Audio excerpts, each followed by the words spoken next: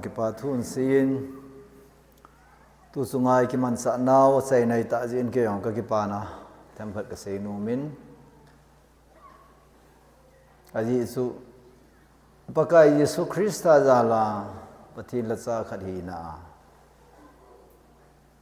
so na pana yung ke no ga sei dinga ka jinei ti la pana ka sei khelo ka gol han la ya pana ka hung panai tan pai so tu ni chen ya no jong athi ma yong phachum timpi amai ka mu lo yong om tan he jong le a hing na lai chang se hi ta banga ki pa na thu pa za la ikimo tu wa na hon jong ki ho chunga bol thei chan ka dingo wa hi chi ki bol pi le ki pa in ti chan nei bol pi ho hi ki pa na sang ta ka ne yen mission department in jong patake chan ei le mo ben adi din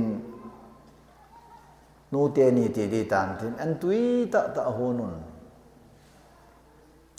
bai chung hi kang teng le ipi ka ti ham bu yong ka du di sen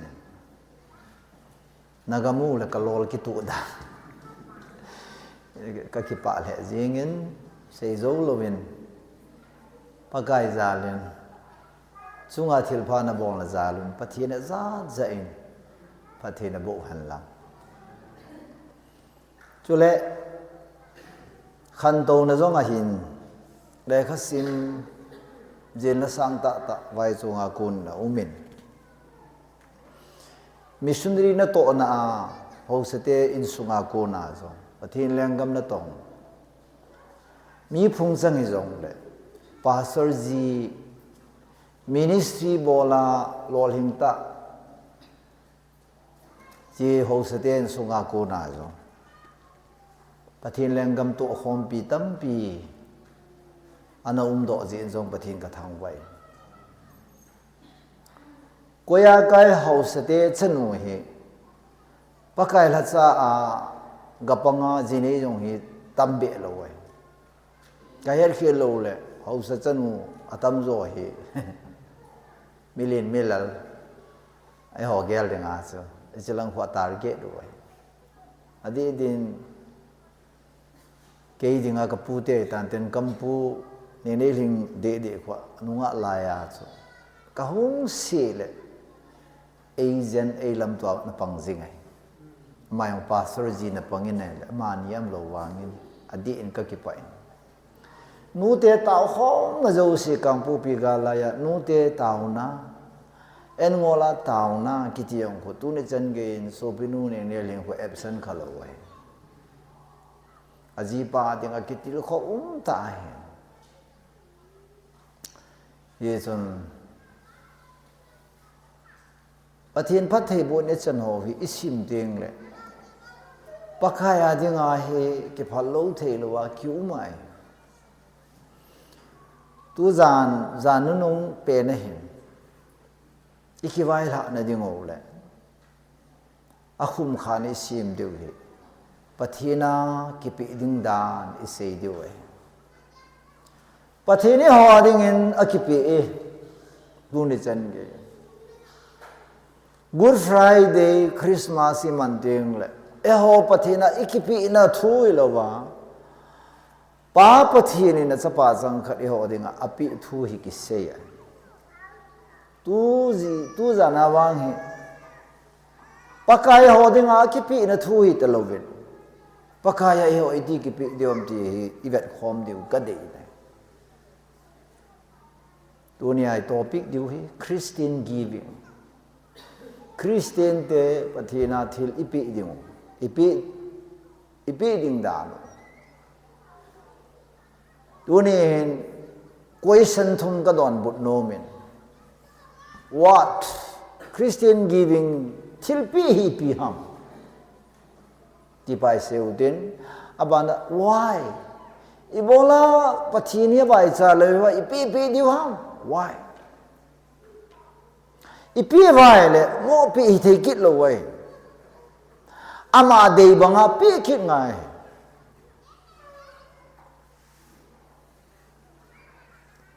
hoi lam khana ka chi la mi khat chun ka chi ku na holim na so ta mangin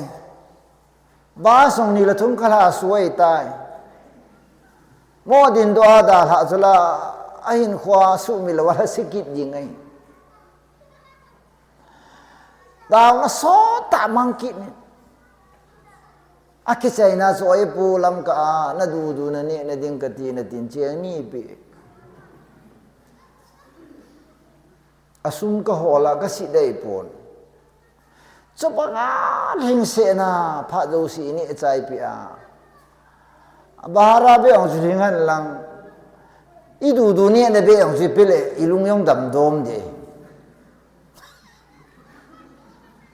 cheng ni i du ni ki ti chu sai baba banga music ka thip lo wa la chu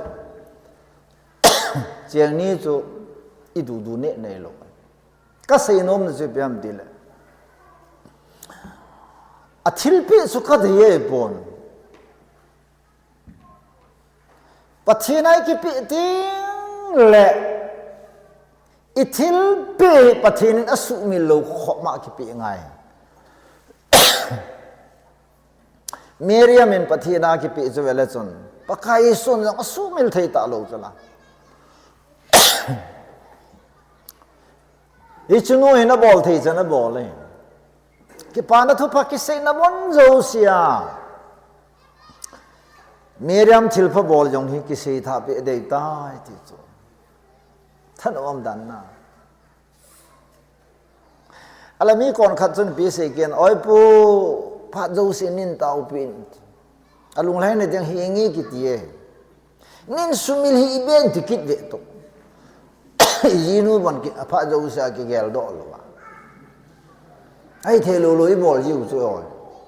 na taw na yo se hin tikit na lai chu wal be se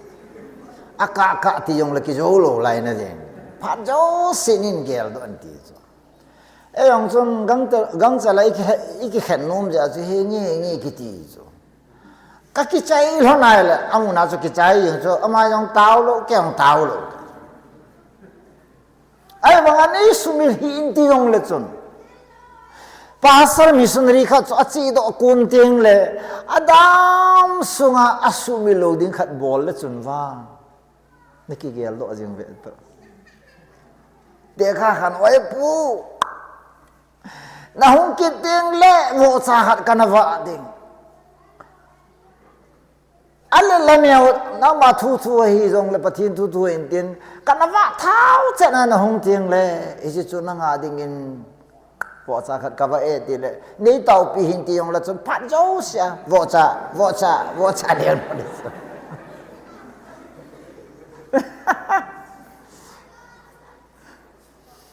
thil phai bol nga lai le min su mil thelo bol ngai chu ya he niu si he thil pha chi bol ji ve he jong le i thil pha bol ho hi min gang chal chala su mil thei ji tem wet ki khol do mu te ti nai bu ye tu ja na hi bol cha di je wa chu kan se hin e topic ding ho bible text chu bon sang bai ha du bible sang in text sa kaman nom ai chu topic zo si akila do theina mun chu John 3:16 ne e bon sang ka simu te John bung thum sang som lagu 1 2 3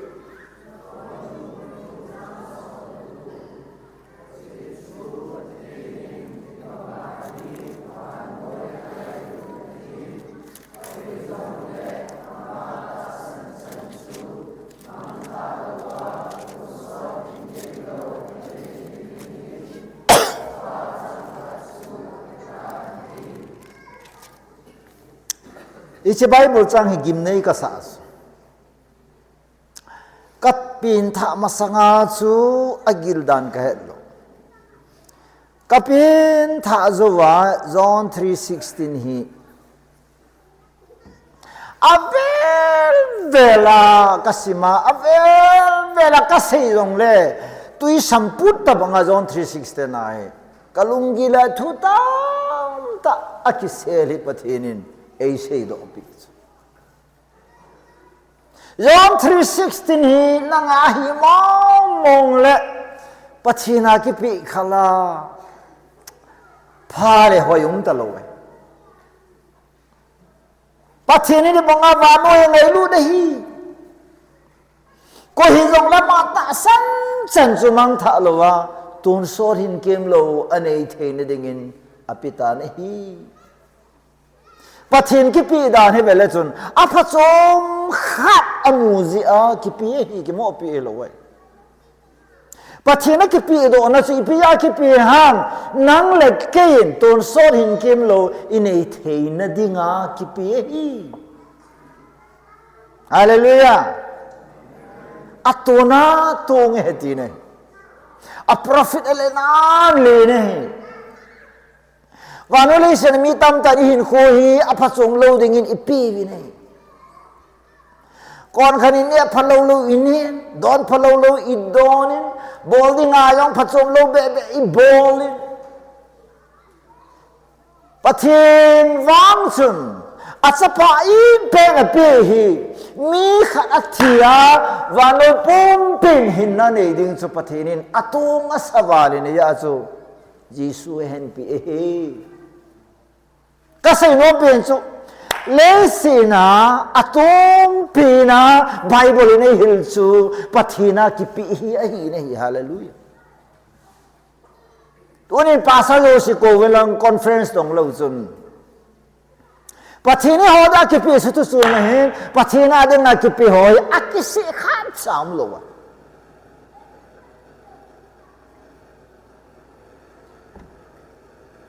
ya chu tu ni zana hi thilpi kiti hi pi ham ti hi I het ma sat na diwa kan define go nei kan si do no mai khat na hin se bible ko na imu hi I pi ham ti le thilpi kiti hi pathin a hi na a hi is the nature of God pathin hi na hi thilpi kiti am dan chu nang la ke hi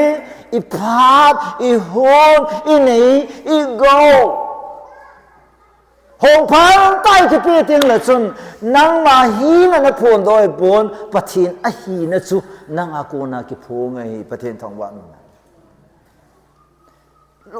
pathin a hi na lo pi tai la chun pathin hi hoi lam kha na song ki la kal si chu thil khat pi dinga hong kil a hi jing ai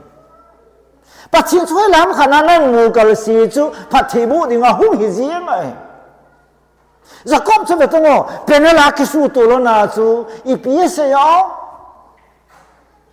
Jacob in pathini bu to ka kal ha lo ding nei tele pathin Israel sa in tu ni chang gein Jacob pathi abu nahi Israel ten aching jing bin hi pathin thong ban ya hi tu ni zana hi faith promise in bolting le na gel do ding hi na khut na kenga na ji masanga hi ibola na kiti ma pathina na ki pi de ha me ti le isi ke ma a krista pathin ka phun do na a hi ti na su me lo this it is the true nature of God velasun Genesis bung khat hi pathin hi na hing set pathin na phon do namu nahi pathin ang ki phona nisa in piu ha in piu leisi di piu muchi si vo in piu ham palo hi piu nga sai piu ilo to kito imi to kito ichi san to kito abon sakaya na body na spirit na hagaw abon sa kitu chu pathinan pi hi chu na thuma na ngai sa na pathin ko man na dil so na ka a na pi lo ve a hi na mo nga sa pathin chu thilpi pa a hi nei hallelujah hi chu thilpi kiti it is true nature of God anira thilpi hi pi ham te on hat bit ni chu tuk ti hi heartbeat yes pathin is thilpi kiti hi it is the heartbeat of God pathin heartbeat am dan so api lai chana alung ki pai pathin thamana man Paul hi pathinin direct ga Damascus ako hi so chabung somi som thum langa chu sim leu chun Paul in Ephesus hobung ala Ephesus hobung lam kai ho le mi pi ho til kho na chu Ephesians it is more blessed to give than to receive but it's imu sanga hi ipi ai le awang phazo anun zo akihi ati zo izad in hovin lang izad peding na in lang loi la bong in na sahan lang how yong le chun na pi do no lai chan sia chu mi wang pha na hi lo lai ya chilpe ke ti mang la we so pi ti ho it is blessing ka thiên thang wa no man ka hin khwa na hin khwa min na chen khom pi hon na phat sum pi chu he chi chu am ho sanga mi da phat sum pi mi pa chu mi wang pha he ka thiên thang wa no man ya so chilpe ke ti the heartbeat of God ประเทศ heartbeat เอ้ฮอยองฮิโตโซมีนี่สะตะคิกปาดันนะปาสอดไปke pa so ke hok ama kho ma hi apple vel pawa pang mi ajinum ta lo hin tin ajinu a pan na di yo se pa ngai so izana pang han so anu nga anu chai la mi rum khana chum ba ka koi ala nga pasang ngan kam je wala sanu la mi hung po do nga mong lo na ya so pastor pa chu ki hol ha sa pa ngai so na ki pa te di so na ki pa lam ka ti da lam ki ti le no me yong lam om ki ya na a bo ya bo so pa bu ti tang ya na ki pa di so na pastor pu ata abi e so mi na ina mi mar zo no nga hoi tai jan ko izan ho akipa lai sana san ho ki pa na sang zoi so isi pathian lagawa hinani honbo experience amen nagate khu chi ting le as pathian phat na khu ke lang so nagate na gal hunai le blanket zong atha le minasil lo ho isil pe be to kor khati de wangen i blanket of perfume hin kap kit alai sa pa ka pa sele ya leng ke bang jing so na so ting le me yong hi variety 1 2 3 4 som sang koi vin tin sa khun ne thai lo khat sa yaw lo so abona ne so la lop tu wala ki ki ve na ilung ta ki to cha ki ki le na ki ne e ho cha le 1 2 ki cha yi chang pa me bal cha me sa chi sa na salai sa na la ha ai so na pe hom sia su na ki pa na ho ma su la na pe tam lai sana su pathinin ipianan don budam na lunglai na satisfaction na ki pa na lungoi na su na va ho sanga na pe ho sanga so nang su wang pha zo nei sala there's a heartbeat ani na expression of God's love pathinin kang ai lui tamong lo cho kang ai lui ti det sana nei so hallelujah tu nai ta pathinin ngai lu thelam ke ka long dong so na ne theina na don theina hui na feel theina na lolin atui poi tin he theina le sit le ga hung po do ho I cho lo si pathinin I love you tia apon do nei so la sa asapa sang khana cross rom bunga changki na so pathinin ei ngai lut now phot chi na ei mu sa ta vine hi aji so na ni son so khelin athita na he ti so hallelujah yaso chilpe giti he pathinin kangai lue ti apon do nai so amen una yo te ka na ei mi hoi ki mu to la ka thi ba kha na ma so kasumpu pen hela hotel na pham khat be ni kini sa le ti so ipi athwa ki ne theilo so kasum nei pen yen lang ti so ya u khul ho phayo so tyo ai si lang u khul ho ko ikimu to le zo wa ni siang na nam mo kila khat vela chu na thi tam ka ti le na ram nam nan ga ma ni ti su ai wa nga chu hotel la hai tai vai le in ga ma kheu si no so ho ki sa lo chu ka po pilang ai ho nga la ka de oi pu ipi wa nga yong na ni ham lai ta par song kan pu lo kini han lang i pham kha biang su na ga kini sa le phari ya kyong ka lunga sum kini han lang la wa le ni din ka khat na so pi lang phari ya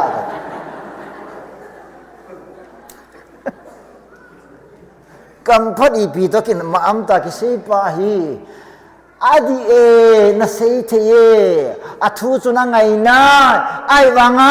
ngai lu na sai ta su pathin expressible lo chu pathin ngai lu na phone do na chu thil na pi a he that sai chu ata yong tu na ni la la hon wa to ni ka khet diu hula isu I love you ti sa ngai hi chu lah kasi tani ko ba yang ka chiamen oi punang adeng asa ki wa anama sanglai piwanga na nem a pula na langin a chayo sa titai di so a bad news samo na het chu ki koi thi pula paria ke ngi ya sa ki du a changai lu ki le thu yong ki sei de le amo ki ngai lu ja chu thu ki sei ale go bo jang gal thewa ka chi thian jang la go bo yang a chu su pi chin kim ke thin man bi hoin aloi pa hi pautin thang a hin covid a zon an thita ale pautin thang loi nu hin government hospital a iron tablet khu tam pi po sa chu ai chu malaria mi tam ta chilama nong i tu kit o chu tuila ngai tablet tam ta kan po ni lai thu ka se ma sanga hi hovin un kai un ka ti lo bu so tablet ab gol la pem a ko mai la hovin chu mi ti ing chu ipi a mi ti se da ngo ma ti la tablet a ki pi hi chu tablet ka ho pa na sa ka tam yo ka thu sai ngai nom da te so ni pi sem te oi punang thu sai a tui mo mo ngi a hum ke ye ti chu ka khol le ka thu sei ji lo bu chu ka tablet a ga ma sat ji wa chu as ngai no mi chu hisu veta na ka ngai lui ti si ka mai sei sanga na toai vet sai le mi lung lai ai chu so giving kiti he is the expression thondo nai alo demonstrate mi ngai lu na event sa di ngai le ipi la ki sai hallelujah yejon sumelo di joy anina giving is an act of pleasing God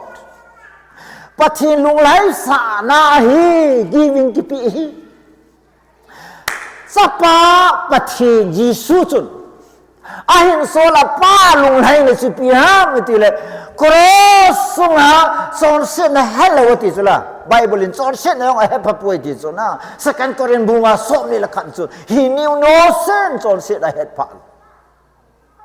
First Peter bungi chang som ni le khat mama chu pe sam he did no sin son sin khat jong a bol pu ti so hallelujah and first John bung thong sang na la bi na chun pi sem se le he had no sin son sin pakhat le nei pu ti so ama bang nang la ke thim chan na ding le son sin ngai da mi chan na ding ga khoro sa chu ki pi so ya chu hi chi chun pathi na lung lai sa yes act of pleasing God pathin ilung lai sa na pathin ilung lai na khop ki ti pa he ki pi hi he abramin khonong pe a ani achapa Isaac chu moria hanga kaya he pa ni da nga su kian wi i kai ji lom pun go ding tu la thing lom ka pun a tu ding la he pa ti chu ei khat ki le idip dami dhong ki le di ta so ama wang Abraham chu pathin achapa nge elo pe chu angai lu na le ata san na nge chu ka de God demands Abraham's love at the same time Abraham's faith atasan nila ngai lu na so ang so pathinin asapa aisa nge lo piso akum zakhat zawa ani ati evoi nunga ani sai so ai mong het so kayong them zakhat kati ka voi nunga het song ka kipui a kalung sit mong so ta ka si hui mun ding ang kapal in ka salon na yong so kan ni sa ka tho ma ka su ka tho sa lo so ni sa na ka bom de ta kan dal lu jing ta su ka yo ka se ka kipat sei na ka sei lo so ka phat na ka sei so daleng lulin na skin sensitive he na ka bom de he sunstroke na nei ding he no mai hoi mo ka de gam chat lulin ka ya ta bangun na so koi pam to se la duru sa ka koi so ai chi te voi no ha ki mu ki ti su hui mut yong ki de lo ai ka chi do kam ka se so I ta bangin gen theng lo son mi to ga re na to khom lo ding lam la mi khane no wai pi ken kapu thei chula jong le mi scooty nu nga na to lo ding ai cha so la la ne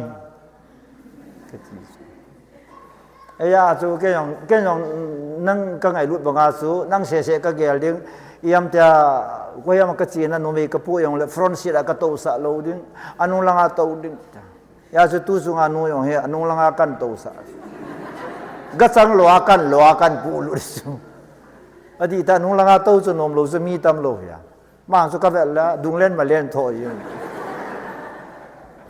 kalung ti ma za kai ya be ne ya kho he ta kan lo yin và voi nó mua sa đàn là ai piong là cái gì này lo ra chơi ta sung mai cái gì là chun front seat na mong xe là kitet jong là khổ ta lo wa na to ai ba kilo dam chapter ki chai lo là jing jong là ga chang lo ka to lo ki din ne chi pyam de le cái này pi te lo adang ka gel thei pui ti nei e chong chi lu wa pa thi ni ho nào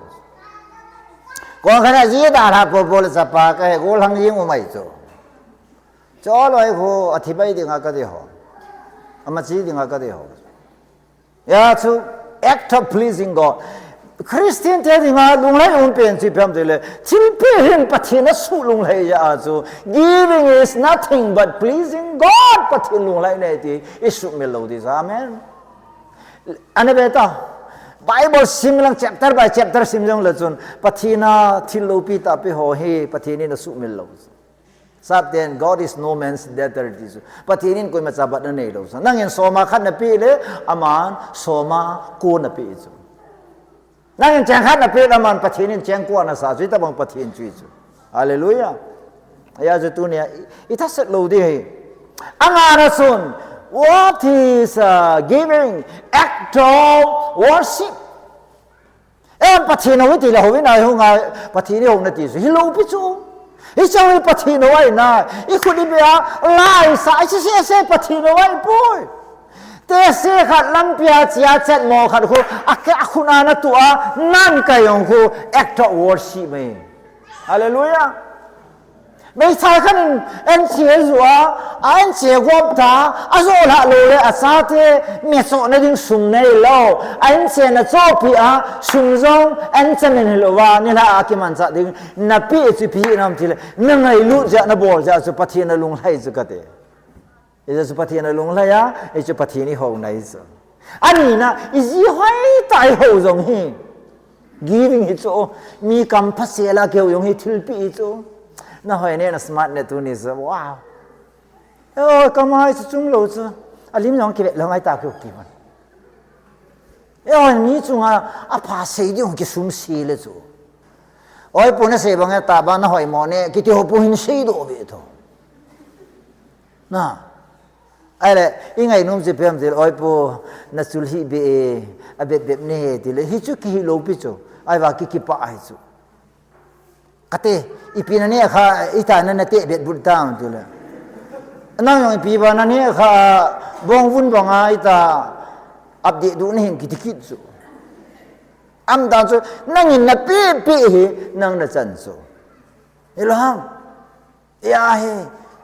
pathina ki pi ki ti hi thil pi ki ti act of worship me asai na It is an act of our attitude to God. Na? Itisu ipiham tile gratitude katina. Pakai kakipa etia. Chilipi pawin kakipa etina eso. Hallelujah. Yesu tuni jana hai. Ibol zao se. Hisi to chun kitu dinga. Ibol diu kade hai. Tun. Why? Ipiham pachina kipidam. Pachirin asapa sang khat ai pihi hoi tai ve na le iti ibola ipi diu ham tile poi khana ka se nom chi phem tile we are born to give mi ping tha ho hi pathinin alla dinga solo beso api dinga sol hallelujah api dinga ping beso hallelujah nerem data Yesu Krista api dinga pachine na bu api so an pi ta so born to give.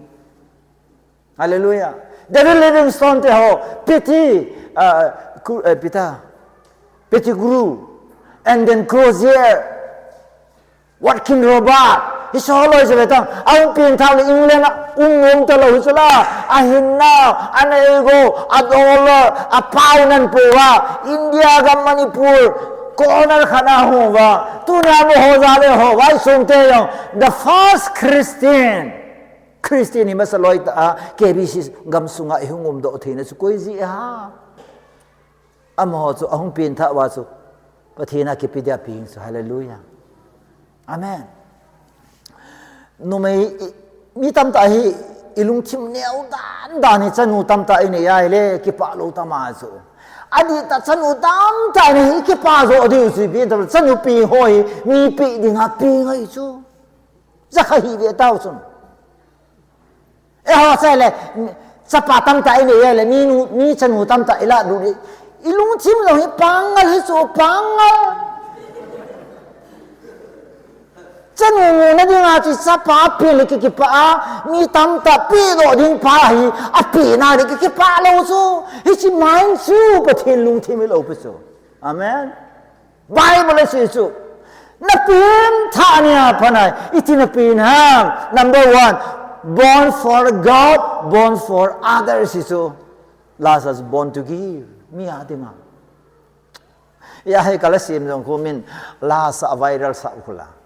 Mi danga din paso min nei sim tan pakai hibau su ka hinman hibau su ke ya. Midang ni pasong ni semen. Solan na pinta ni apana. You are born again, born to give, born to bless. Mi pati mo din, mi ho. Anay sa pwede nga ng pinta ni he. Van gam lut na ring se puti na ito.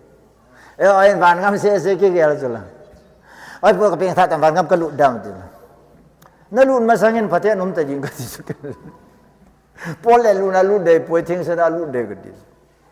Selama. Betul mi hang pinting lo kun. Nam sithia thua na le do hang ping khola. Ela kisuteng sadang thin te la kan apate kisangai se. Pasal loin isaten e che popola nu chang so. An su thin te ke bam ke na papa kilo papa bang pong tit tet.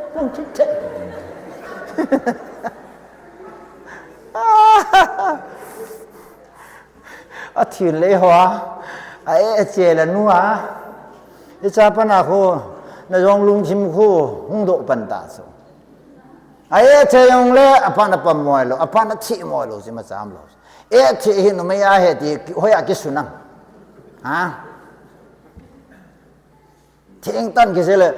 mi him pin ki ti 50-50 contributions no mai yong pang pasal yong pang ai ikena te le na cha te yo ama yaw lo le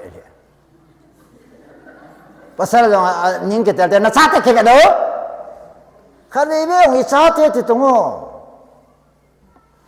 ya la yong hu gel do ji di zuma su na so yo se boi pi de ya na pi so am te hu gel ji di ke thi ko si ani na why should I give ibola kape dengan? Nah,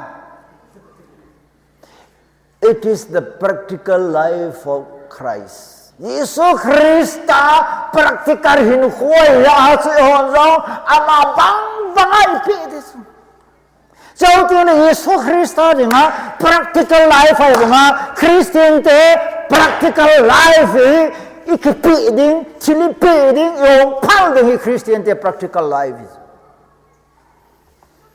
cú cái tiếng ngày nay cái tiếng hong phật rồi Mizoram tiếng hong phật rồi hong phật gìว่าkhát sa vai sa lâu pi wa England tiếng hong phật đang America tiếng hong phật đang Chanaya tsunami zo wa ka chia chu Chanaya Hindu ho Christian sang khat wang evangelist ngai lo hela Christian hiu chi pi ha ang boy center report bol wang wa center assistant ong lo cho center fund ki thopi na ong lo cho ai chu India gun mun zo se effect ai pha na chu India government hun masana American government hun masa American dollar hun masa ji ja so mi sang khat immediately a Christian convert to Chennai city a pathin tang wa no ipiji ha practical ta amon mi lung sit na ki thupi na pi gam ha sayo se gam gan thei zo se American na hu so tu ni jan ge so practical Christian life ai athum na ibola ipi ding ham ichile pakai thupi eje pakai instruction it is the instruction of Jesus Christ Jesus Christ thupi ai samayen ipsm zona so hilsula kei mai ta san ho chun kei ma bolan bol de ti so hali pathe thang wa no na ya zo tu ni zanai Christiana thilipi he e bolai pi ham itiaile pathinin iti bolun ta instruction pi we Solomon temple he velachon built according to the instruction given by God pathinin pi bang banga Solomon in saji wa chu a dedication nia chu thin pu hole chana ta hon to di hello wa a in chu pathin lo pi na mei bol hu na pathin lo pi na chu temple di mai ipi nam te pathin instruction dung ju abol is why so hobong Mother Church di ta nahi wa Jesus Christ ai thu pe ta hoi ta na ki pe le hobong ki ti chu vai chalo di chu hậu bung vài sa kỳ tí chú bát thiên ngày nom lâu chứ hậu bung sa vài sa là hậu bung lâu bây giờ hậu bung chứ ipi cái gì nào hậu bung là lâu hậu bung ở số chứ ý cầm vào hậu bung hỏi ta tại tuần vài chú hậu bung kỳ tí chú ama wa hậu bung mà tí tí là sunga kai hoi bát thiên hỏi ta kỳ pi ai le bát thiên hậu bung khala vài hậu sam lâu chứ Nenam Mizoram government sang a hobu hodos. Pati tangwa no man. Korean government sang na Christian church hobu hodos cho.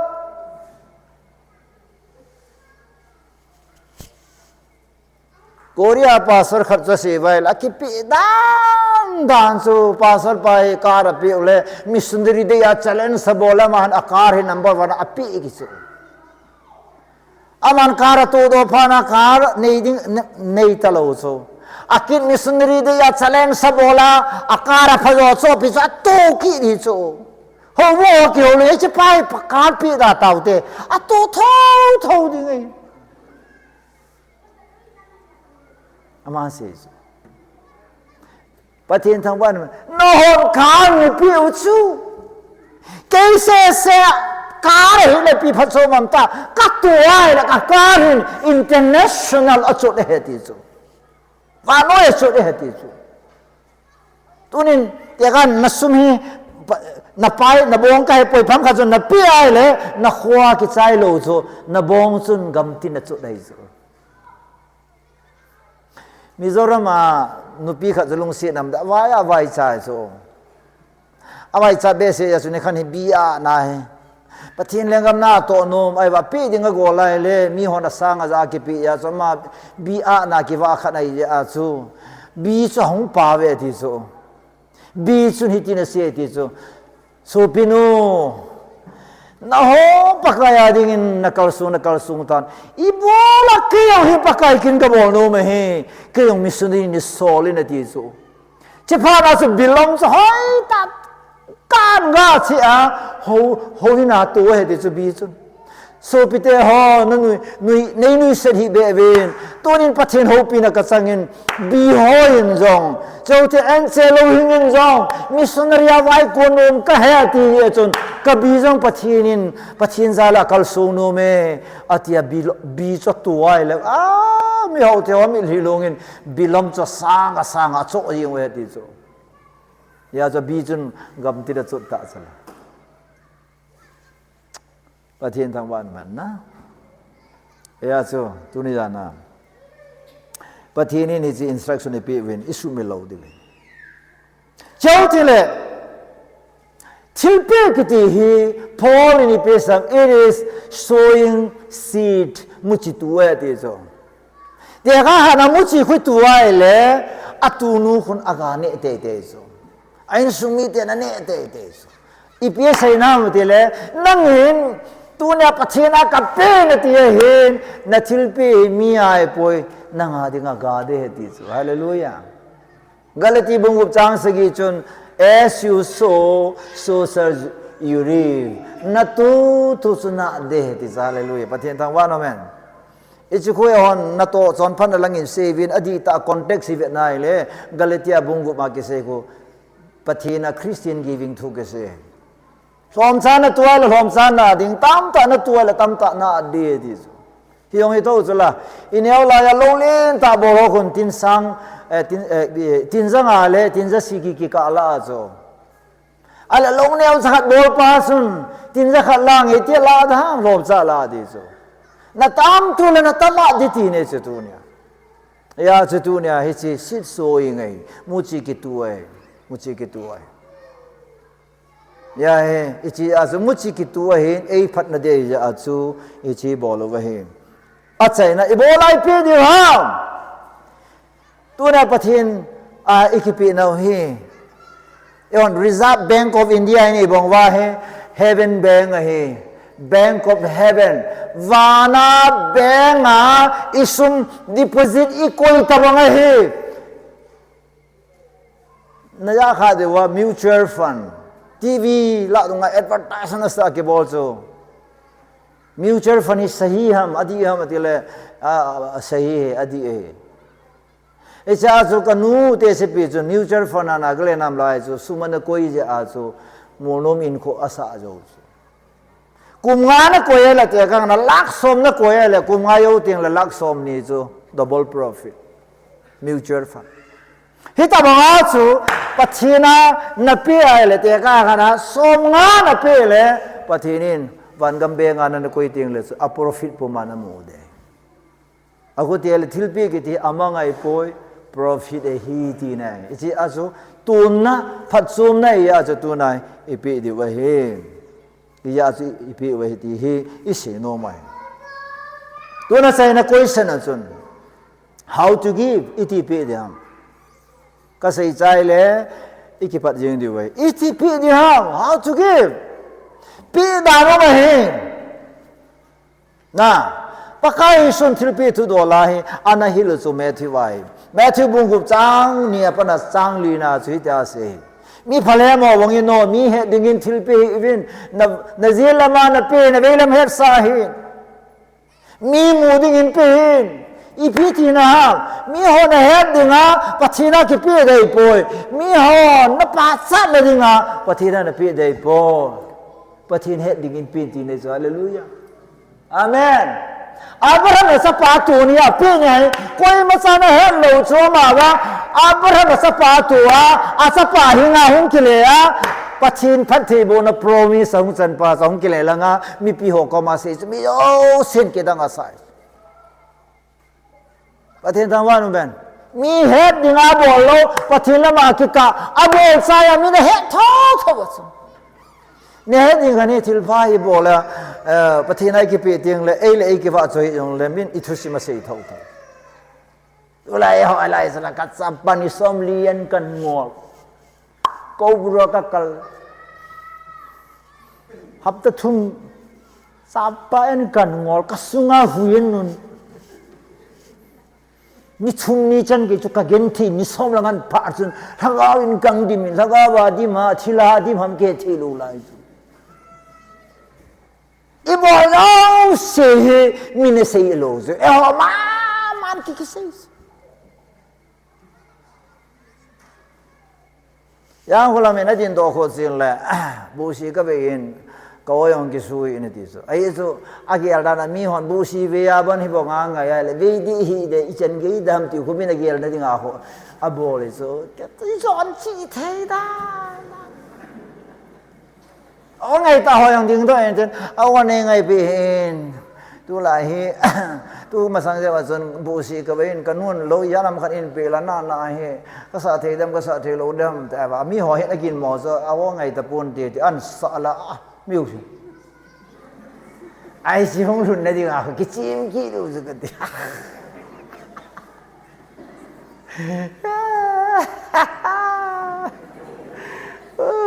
ka so ye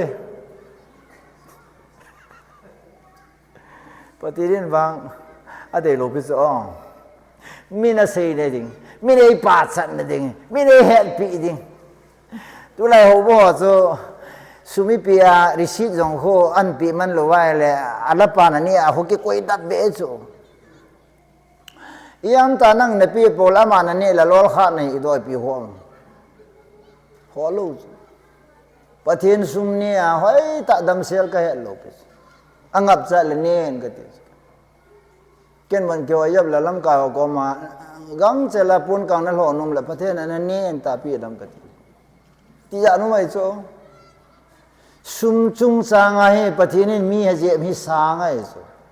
ani ne ala safira yang pathina pe ding lo la kiti ma ape lo yanu polona ni khat he a he ro yin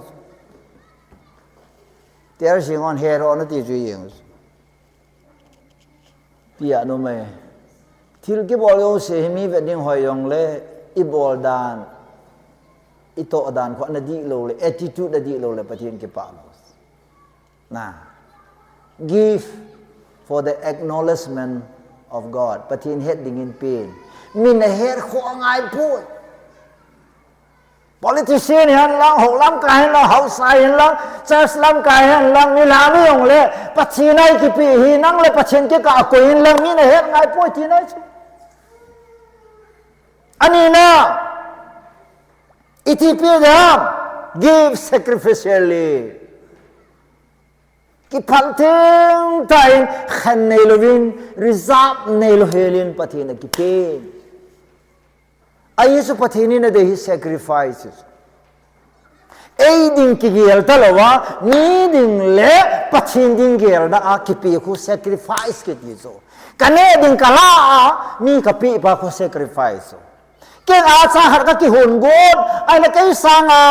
a cha ne khalo be khana hunga ken kane sanga nang ni tu ta ki pi pa khu sacrifice ke ti so isu jisu na bol isu ni sanga ba salana pakai isu no ane ti na ya namu wam na sim do wam pakai isu no kung khan acha ye ke ti lo amar ni aba ama ki wa lo so pai pe som la ni wal ki so adi ta pai pe som la thumi di chu sei ji som la ni ya ji su ya la som la thumi chu pai pe khar khana ko ma la som la thumi chu ta ho pai pe som la ni ti hui pi nam chu sei ji khar khani ho pe le pai pe khar khar chang chu akin ana diu siki jaw lo chu ai su pai pe gu bang khan he le tu yang lang a ho in ko teo ke guru bhoi ke na diu ta amo mo ngana war sa le pakai som la ni bi na war sa le tam i cha ko na tu ti ka ke ho di hom yo holanga upa khanin mai hi katina phunga tuintin hi ko ga hai chu ai che le ranga som hing lo chu ja hi holam ka ho ko ma pathin rong ka ti awang si nge so ma le pum khat ki tu han ke ti ko ji na ma di ngam te ko chu ki ya he che pha nai ke ko ma thung lung ta chu ke ka che he pa Bible chu pum ko hi pum so mai le khat tuin te kiti poi hop so ma ti hi khada ga yong le ke so ma chem cha na ke ding ke som na boling ke khat na to di ti ta chu ka se ka te pum ko chai ta chu ke ri ja ham khat chi do di ta chu la ti chu I pia mai chu I ran te la mi chi ba ya chu chu ya so ma he da na ki chin chu ko hin pi dem ta poi so mai le khat ka pi gu ni chi chu Wang followไปจะpass อามินเสียดังกติลายนู่นเห็นตีนะที่หัวหลังหอยอยาก give sacrificially ฮาเลลูยาอยากสุปฏินินไอ้ดิ่งเกลโลเฮล่ามีดิ่งเกลน่าทิลกิเปฮีปฏิลุงไล่วาเลสุอาเมนอีชิจูจูยูพีอามิสนารีอาสอตามากกมาสุกตาวในสุมีดังอาดิ่งเงินปัจจุบันนี้สิมินsolali na phat sumpi kho ngai pui ama ba mi dangin na phat sumpi na ding nei siam tang pakai tis pathina atha be ka kilhan zo na pathin ka thang wa zo kin ka ne sa min ne nen to ma mi gan thei ta u ma na ngen sa la nga nakan na thau nam sen sun nakan ki zo yam tin akise honum khale na sai do diu zo la Lang. Lalming lin Mizorama patinin kitang ta chom khanaman pas. Patinin na hopi so ai sen tom te va ya mai sa sa yong ne zo lu ngang ne zo lo so. Ama mi patin na tong hin tin mi hon thila pi ali jing ka ni la so sa la nga nam thet a kan so. Ni khan hi taw na manai le patin lagaw na hopi so na ja chalom ka ko ma ke pa thu na se jing na chung ga ke pa apoi ai chu nan tong te sa la nga khat nei chang na khalo te yong tu ni chan ge ya ke ni thang wa am ho na gel do the lo hi chu ka de poi ke e ho te che pa na so mi li hi akong sunga valut dan so ami li enne kong sunga avalut pha na hi amen na tia hi kapuma kinu hu na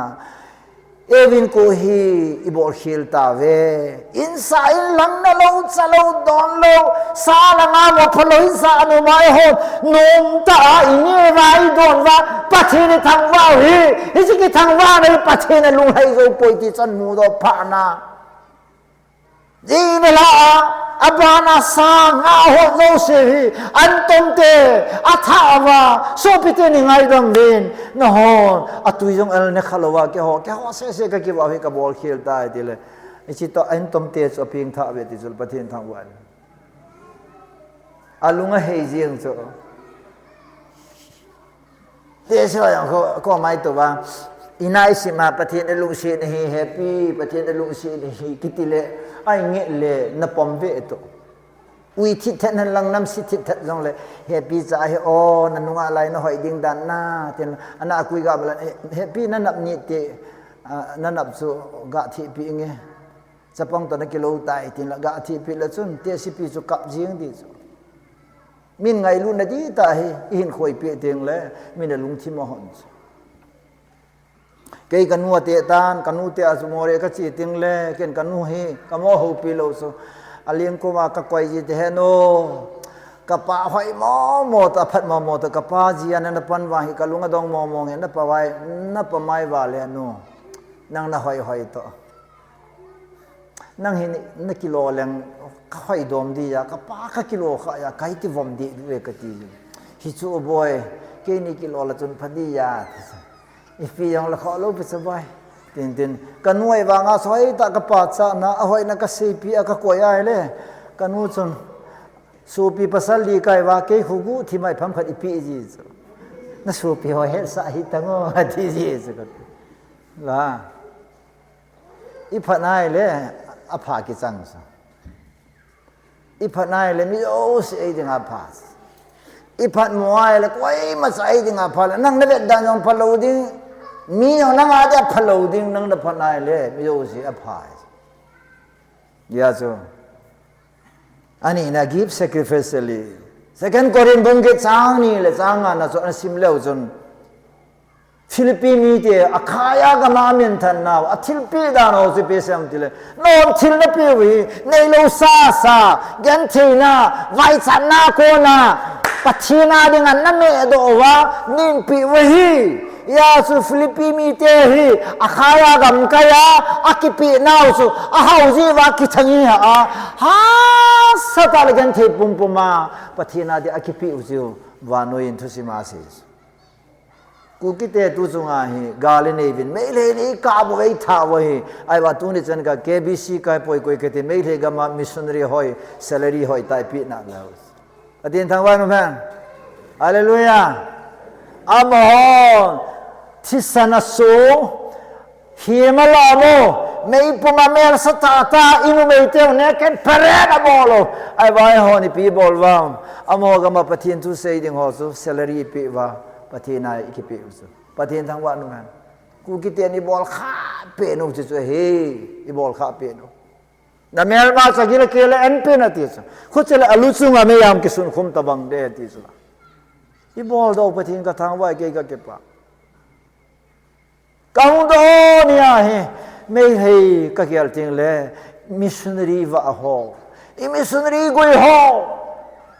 Me lo ho pa ngam ta lo wa chip da na. Christina tha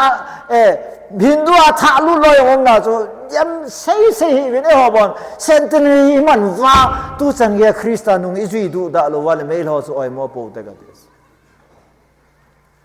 ya so gente na extreme poverty ko na so kipi we ine ja ipi de po inop je ai pe do aval mena ipi de po igya kho ja ngai lu na nei ta out of poverty nei lo sa sai pi he in Asia pi sang pathin ki pa azos he does ki pi di we and then Korin mi te chi ki pi ki ram ti le beyond their abilities it is na atha we na zo khalwalen akipi tu na fe promise na bol ting le kum khana izat ki pe le ka zo dem ti pa he tam pathin ta sanan ki pe tam na thana lo khalwala pathin ta san na a he na kipi ai le pathin na to na dia he pathin pangai chu hallelujah o promise ki bola fi promise ki bola kasa alal kapi lal hi tu ne chan ge pathin izum solos the more you get the more you get blessings I happy lai chana he pathin blessing ki changai ya chu amo chun hi ta so bolo he na Chulani na ite pe bam tele Philippines te ho amas satan pathin ki pe ve ti so na in the attitude of giving to God pathin ki pe hi wo so moin amoi sum he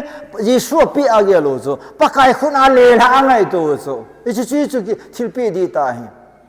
tu ne te kan officer khan hong le som nga na pe na lung noi lo so officer khan na dinga so som nga ho so alung lai na lo so tu na mit sa hong le birini za na pia kurol za thuma pia le me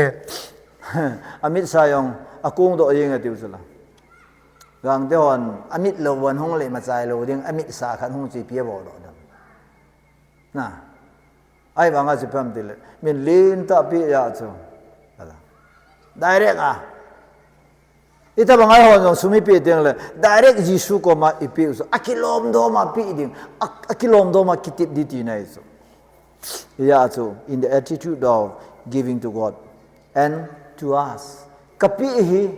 ke kale chan de ti lung put in pin ti nai. Chau thing le Philippines mi te ko ma chu Korin mi te ho til khona nei so na iti na pi di ham iti ki pi di ham atile according to your promise na kitip na dungzuin pin ti. Pathin ta wa no man ki paum ta khan mol nom la dunga surusan pulanga promise ha bol bin kon khatun kum khana sang so ma ke te mo chu pathin phathi bu na chan pha na sang khat chu sang so nga chu asina la khat ki pe loy ma chu ji pi ham tele pathin ko ma akitip chu icha sang alin zo pathin pi pha na icha sang alin zo pi chu ai ba ikitip mai le ikitip no pa chu pathin ko ma na thu chu na koi ta ya chu na thu na koi dung ji chun pe na ti how to give achai na ge ya he pathinin give cheerfully kipa ta in pin hallelujah kipa ta in pin kipa ta mi thil kipe hi api hoyong kipa isu ipi hoyong kipa isu hita bangai ho jong thilipi ting le chip ta le pinom lo sa pi loven kipa ta ipi diwe niulam len kam lai nu pi khat chon ke wang sum tam ta i sa pi sanga som khat sa yong le kipa ta pi chu pathina di ai le ke wang katam tu num poi i tam tu le ki de ji chun pinom lo sa pi sang chun pastor sola la se chu ken wang ka pome kipa ta pi ding ka ti he ajang khai than api ding ka ti he som khat pathin chalak bol ho he no na bung bualam na jot de he ti da no me chalak bol hin cheerfully ki ti so pathin ki pa na thei kho min ti nai so hallelujah nang ma ki pa na thei kho men ki pe na ya ka sei ta ba so ei ma ki pa na kho ma meriam chun kum khat ne ding khop chu spinal oil chu ji su chunga alwa suna keng to chan asama thi chula seyo na yi chula bible thim hona sei la kum khat ke pha na he ti chu kum khat na ne ding chu pakai su khat chunga su kum khat ne de sun pha ai chu pathin ke pa na khop ama jong adam sunga ke pa na khop sa bol chu ki kisi lo do pi khat ni aji pa thi chu aji pa thi ai kap ta lo chu mi hon i ta na ji pa thi kap jong kap lo na lam ha ti chu ta ki chen lo na pa na tu ni chen ge hi ka ji pan ka se yong ai la lo ke yong ma chu ngai lung hai mo na neu kha long ka nei lo a sei ma sang a jing ka ma ta ka tho a pa thin ka ho wa chou ting le ama ne jing hoi ta ka koi pia lal thima hong ki le le a cha ka on pia a khud a keng ka mi a ama na sei ma sanga no mai khanin pasal a bol ding a lom zo se ka pe chun hi chi pa chu ngai ki si na ka nei le chun tu nin ka na ding khat jong ka nei poi tu ne gal ka zo tai ka ji adam sunga ka chunga lung hei se la ka ki khan lon ji chun ka ki pa wa le ta mil hilong chu chu na ki pa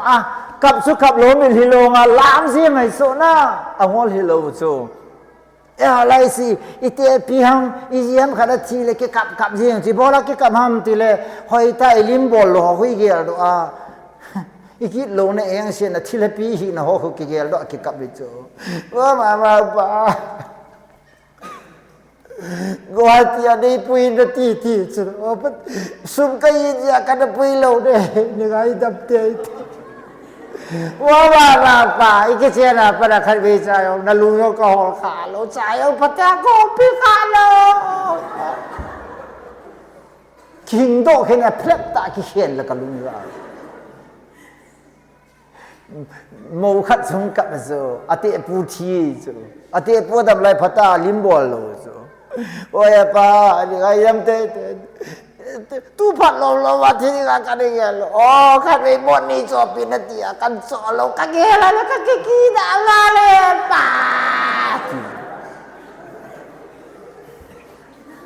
tu hu ta cái khán là thế pi coffee là chân kile luôn là cái lung ra ôi ý thì ông lấy cái cặp Isa thi yong li bol lo ho ke gel to akeka ya kaloi nu he chong ko ma ka se chong ka thi ni na ka lo de na kisi na ding yo si khoi ta na gel lang kadam sungin ni bol chen ka ti so tia ga na ka du ni ne sa lo ya na kisi thau ding je chen tu hin ka ne thi panin bol in ka ja sa ama nó sẽ so nó cái xí luôn nó đang lại pin nó ball đam ta căn ball tang phone cái ball gì chứ cái pin nó đuông nó đu nó cái chỗ ta xung căn thọt đang cái hậu xa gì chứ căn thọt đang và thì là bắp này ông này apple yang cái chỗ ta banana cái chỗ ta protein ngom nó cái chỗ ta nang là sam thế này lâu bây giờ mà ấy chứ lấy cùng là hanan bồi ta nang chỗ iti thei chunai lo pi jeme ti no me ho yong hi lung se na I he bola le ma chani nom lo chu I ja da le ne ding li singan go do na ka sai nom pen chu cái này bị kim neo ở thị nhà rồi cái mình hi lo nga cái kisi lo rồi